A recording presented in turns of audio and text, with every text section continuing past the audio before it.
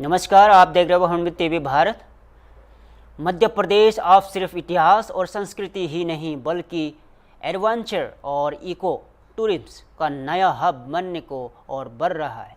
राज्य सरकार जल्द ही 2 बड़े पर्यटन आयोजनों की मेजबानी करने जा रही है। गांधीनगर फॉरेस्ट स्ट्रीट रीस्ट्रीट की शुरुआत 12 सितंबर से होगी, जबकि कुनो फेस्टिवल 5 अक्टूबर से पर्यटकों का स्वागत करेगा। गांधीनगर फॉरेस्ट रीस्ट्रीट में पर्यटक रोमांचक की ऊंचाइयों को छू सकेंगे। Hot air ballooning, parasailing, water sports, training और कैंपिंग जैसी साहसिक गतिविधियां यह मुख्य आकर्षक होगी।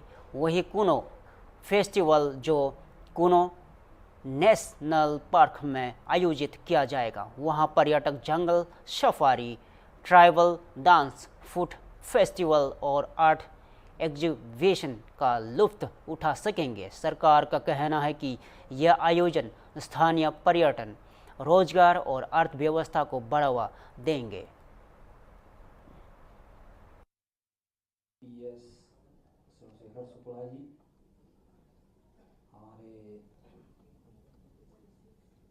ACS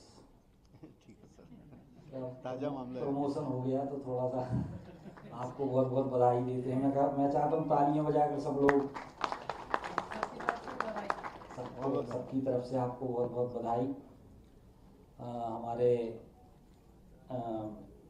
इलैया राजा जी भी हैं, विदिशा मुखर्जी भी हैं और अपने दीपांशु अग्रवाल जी जो ये पूरा कार्यक्रम देख रहे हैं, और कार्यक्रम में उपस्थित सभी पत्रकार बंधु, सभी गणमान्य नागरिकगण, सभी का पर्यटन एवं संस्कृति विभाग की ओर से मैं बहुत बहुत स्वागत करता हूं, वंदन करता हूं, अभिनंदन करता हूं। जैसा कि हम सब जानते हैं कि पर्यटन के क्षेत्र में निरंतर यशस्वी मुख्यमंत्री डॉक्टर मोहन यादव जी के नेतृत्व में निरंतर हम नई छलांग भी लगा रहे हैं, और पर्यटन कैसे आगे बढ़े इसके लिए तमाम प्रकार की गतिविधियां पर्यटन विभाग के द्वारा निरंतर आयोजित की जाती हैं। और माननीय प्रधानमंत्री जी ने भी कहा है कि एमपी अजब है, एमपी गजब है। तो मध्य प्रदेश में पर्यटन की असीम संभावनाएं हैं। अभी 2 रीजनल कॉन्क्लेव भी संपन्न हुई। एक रीवा में रीजनल कॉन्क्लेव हुई जिसमें 3000 करोड़ के निवेश प्रस्ताव प्राप्त हुए, और अभी ग्वालियर में भी ग्वालियर चंबल की कॉन्क्लेव संपन्न हुई जिसमें 3500 करोड़ के निवेश प्रस्ताव प्राप्त हुए हैं। तो ये अपने आप में बताता है कि पर्यटन के क्षेत्र में मध्य प्रदेश किस कुनो की अगर हम बात करें तो 5 अक्टूबर से हम कुनो शुरू कर रहे हैं। वहाँ पे we have different adventure activities, जहाँ पे लैंड एडवेंचर एक्टिविटीज होगी प्लस एयर एडवेंचर एक्टिविटीज होती है। वहाँ पे जंगल safari is also one aspect, जहाँ पे चीता दिखाने के लिए हम ले जाएंगे जब भी नेशनल पार्क ओपन होता है उसके बाद। अपार्ट फ्रॉम दैट वहाँ पे हम डिफरेंट वर्कशॉप करते हैं जो वहाँ के ट्राइबल लोग हैं, देन कुकिंग वर्कशॉप है जो हमारा एवरी वीकेंड में रहता है। Then we are doing a storytelling session, naturopathy चीज। अपार्ट फ्रॉम दैट हम वहाँ पे एक इंटरप्रिटेशन सेंटर क्रिएट कर रहे हैं। सो अगर आज कोई भी नेशनल पार्क में जाते हैं तो wildlife spotting is not a fix thing, but still अगर आपको नहीं हुआ है so we are creating an interpretation centre जहाँ पे you can see many things over there, so it will be a good experience for the guest. चलिए थोड़ा जोड़ देते हैं इसमें जो आप लोग बता रहे हैं। जैसा कि अभी माननीय मंत्री जी ने आपको उद्बोधित किया, दीपांशु ने और किलन ने बताया, तो ये दोनों हमारे अब स्टैब्लिश्ड ग्लैम्पिंग साइट्स हैं। ग्लैम्पिंग बोले तो ग्लैमरस कैंपिंग। तो यहाँ पर जो जाते हैं वहाँ पे केवल रुकने के लिए नहीं जाते हैं, यहाँ पर बहुत सारे एक्सपीरियंसेस क्यूरेट किए गए हैं ताकि वो रुकना सार्थक हो, और with in the tent city और आउटसाइड द टेंट सिटी बहुत प्रकार के अनुभव कराए जाते हैं, जिसमें कुछ चीज़ें आप लोगों ने बताई हैं। और पास के गांव में विलेज विजिट कराते हैं, वहाँ पर जितना भी हेरिटेज आसपास है तो हेरिटेज ट्रेल कराते हैं। आप शायद दीपांशु जी ने बताया, मुझे नहीं याद है बताया कि नहीं बताया, बोट सफारी गांधी सागर में कराते हैं। बहुत अच्छी बोट सफारी 1 घंटे की, जिसमें वो इस तरीके से ले जाते हैं कि वहाँ पे बहुत सारे बर्ड्स और पक्षी जो आते हैं, माइग्रेटरी बर्ड्स, वो भी देखने को मिलते हैं। वल्चर नेस्टिंग देखने को मिलती है। बड़ी अद्भुत चीज़ें हैं जो शायद दुनिया के किसी कोने में एक जगह में एक साथ इतनी चीज़ें ना मिलती हों। यहाँ पे बहुत सुंदर सुरम्य वाटर बॉडी है, पास में हेरिटेज का किला है हिंगलाजगढ़ फोर्ट, वाइल्ड लाइफ है, चीते वहाँ छोड़े जा चुके हैं। हालांकि साइटिंग कितनी होगी ये भी नहीं कहा जा सकता क्योंकि अभी कम है संख्या। लखनऊ में एक बार फिर छात्रों का आक्रोश सड़कों पर नजर आया। सपा छात्र सभा के कार्यकर्ताओं ने आज राजभवन के बाहर जोरदार प्रदर्शन किया। ये प्रदर्शन रामस्वरूप कॉलेज के छात्रों के समर्थन में किया गया, जिन पर हाल ही में पुलिस लाठीचार्ज हुआ था। दरअसल मामला जुड़ा है रामस्वरूप यूनिवर्सिटी से, जिसकी मान्यता खत्म हो चुकी थी, लेकिन फिर छात्रों को प्रवेश दे दिया गया। जब छात्रों ने इसका विरोध किया तो प्रदर्शन के दौरान उन पर लाठीचार्ज हुआ।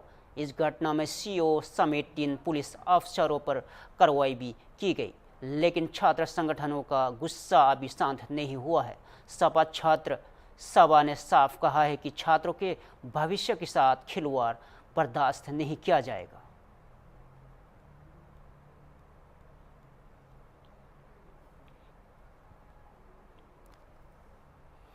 प्रतापगढ़ से एक बड़ी खबर सामने आई है, जहां जिलाधिकारी शिव सहाय अस्थाई ने खुद मौके पर पहुंचकर नदी की जमीन पर हो रहे अवैध निर्माण को रुकवाया और दीवार को तुरंत गिराने के आदेश दिए गए। घटना बेलहा देवी घाट की है, जिससे काशी कॉरिडोर की तर्ज पर विकसित किया जाना है। मुख्यमंत्री योगी आदित्यनाथ के दौरे के बाद जिलाधिकारी ने मंदिर और घाट के सौंदर्यीकरण को लेकर स्थलीय निरीक्षण किया। निरीक्षण के दौरान जब साई नदी के भेंट में 50 मीटर के भीतर पक्का निर्माण देखा गया तो डीएम का पारा चढ़ गया।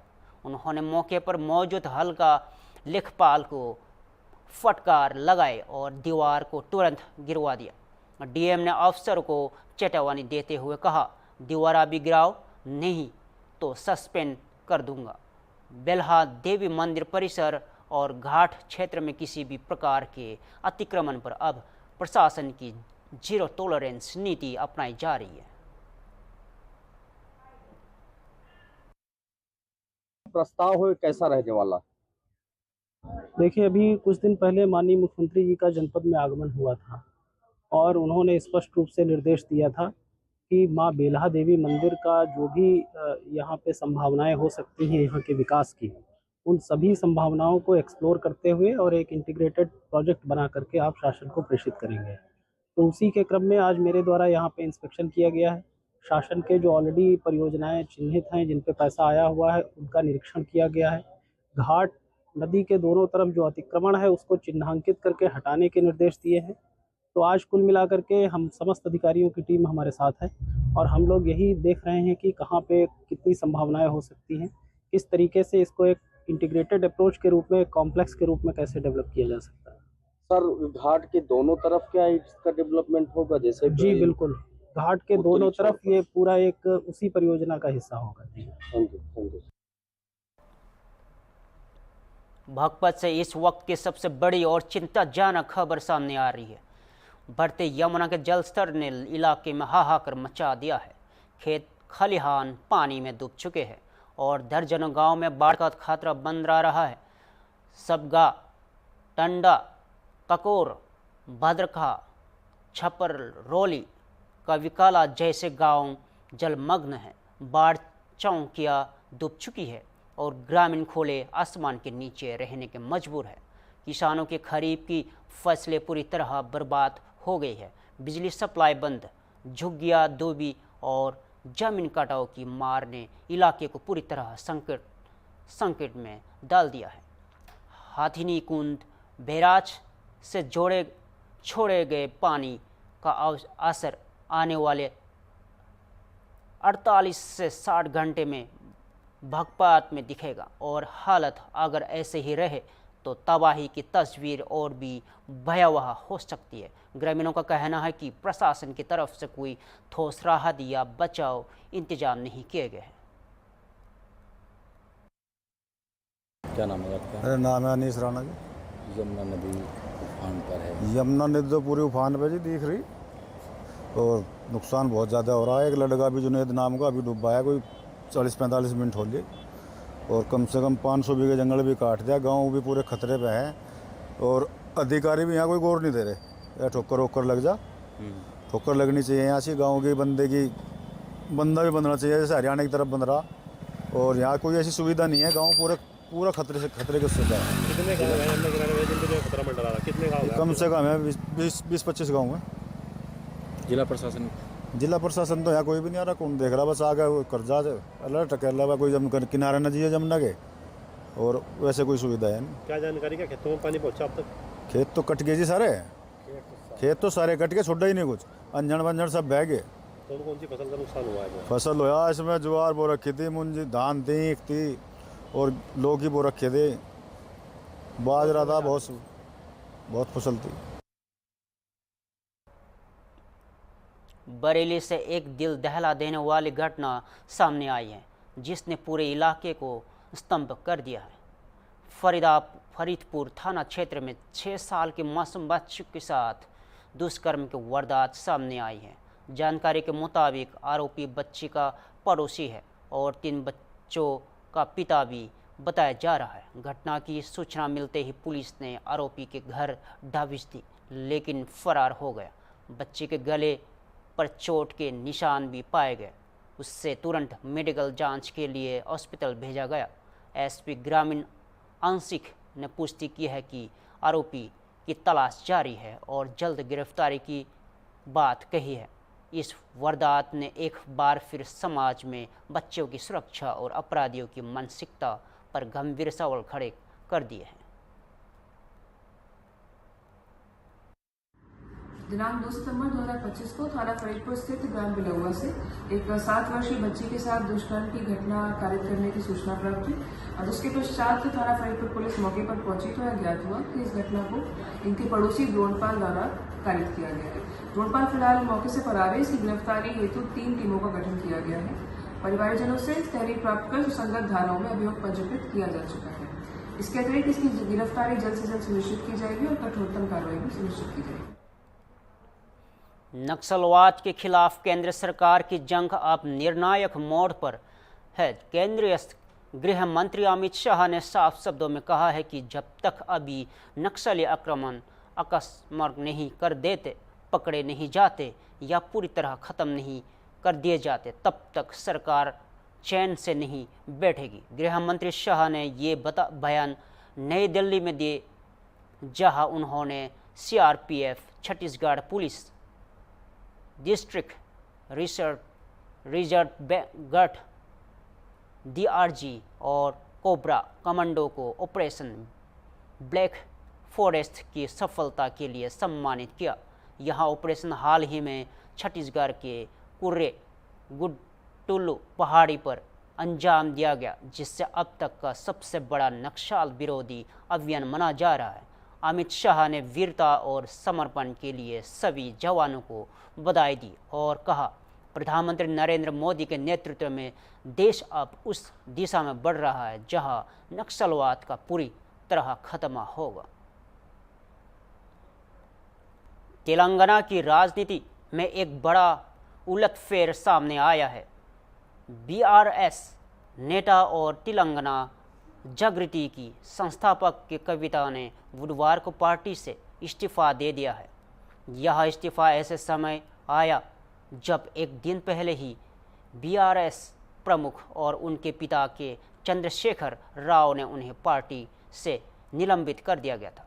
दरअसल कविता ने अपने चचेरे भाई और पूर्व मंत्री हरीश राव पर यह आरोप लगाया था कि वे अपने पिता की छवि को धूमिल करने की कोशिश कर रहे हैं। कविता ने कहा कि मुख्यमंत्री रेवंत रेड्डी द्वारा कालेश्वरम परियोजना की सीबीआई जांच के फैसले के पीछे हरीश राव की मौन सहमति है। यही नहीं, कुछ हफ्ते पहले उन्हें तेलंगाना बोग्गू गनी कार्मिक संगम के मदद अध्यक्ष पद से भी हटा दिया गया था। कविता ने इसे राजनीतिक साजिश करार दिया है और कहा कि वीआरएस के भीतर आंतरिक संकट गहराता जा रहा है। आगे सुनिए।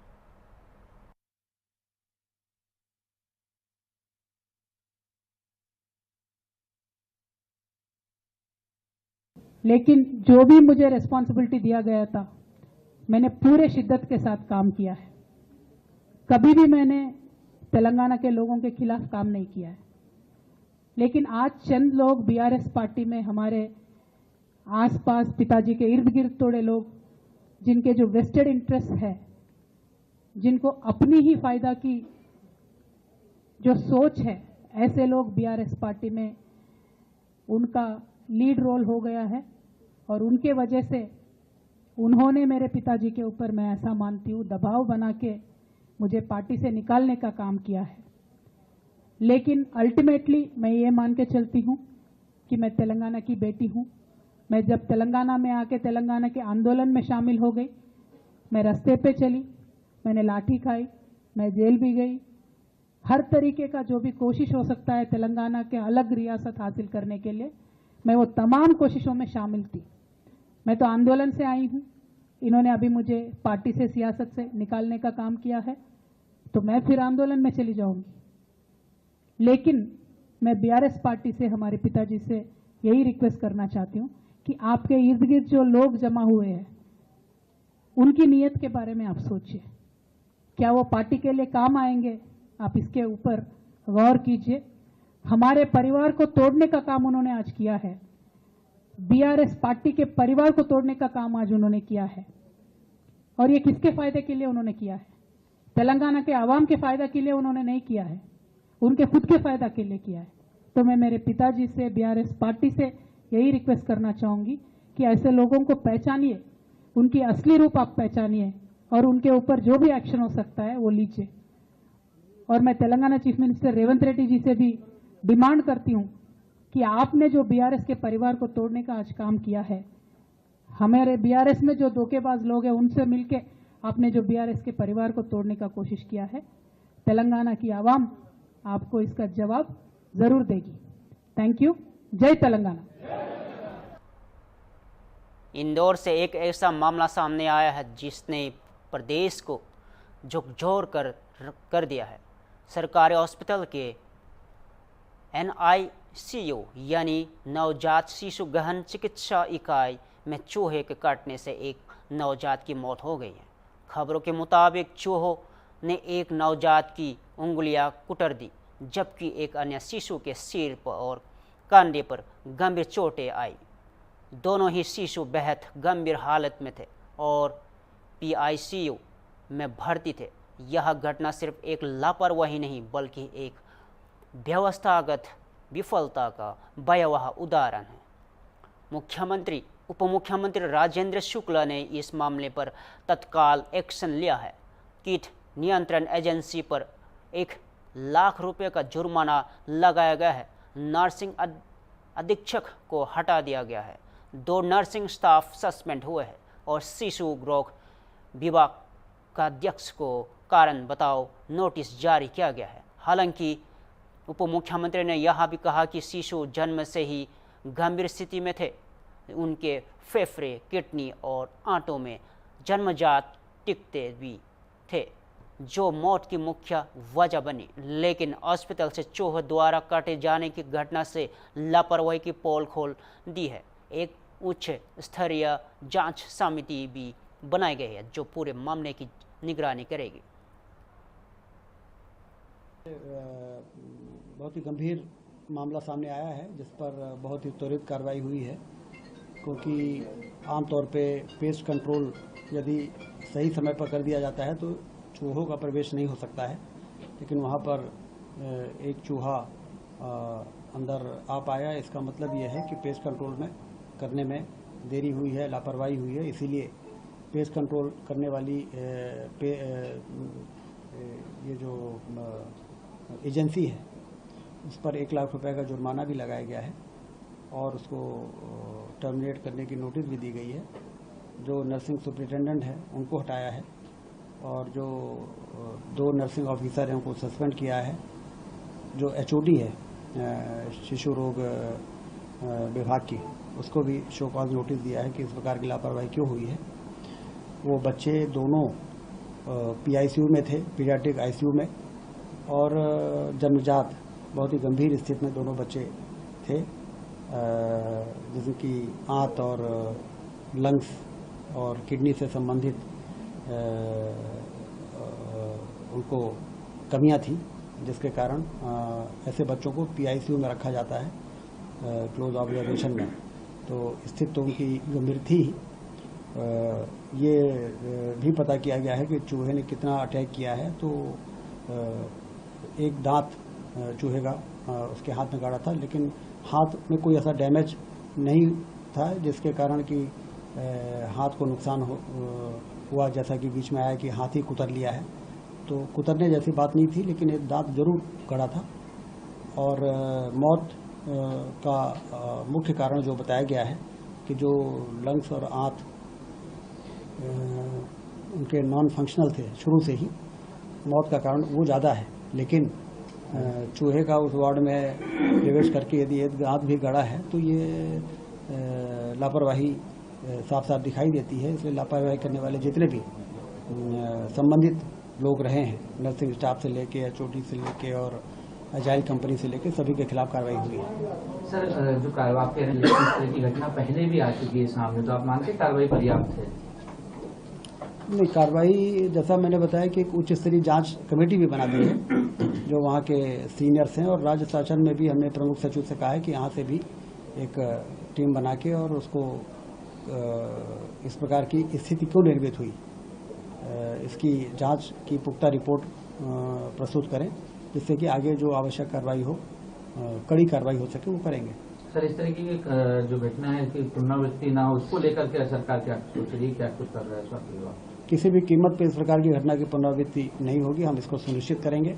और जो आवश्यक सावधानी और लोगों को सेंसिटाइज करने का मामला है, कार्रवाई के साथ साथ हम उनको इस प्रकार से सेंसिटाइज भी करेंगे, जागरूक भी करेंगे कि ऐसी लापरवाही की पुनरावृत्ति किसी भी कीमत पर न हो।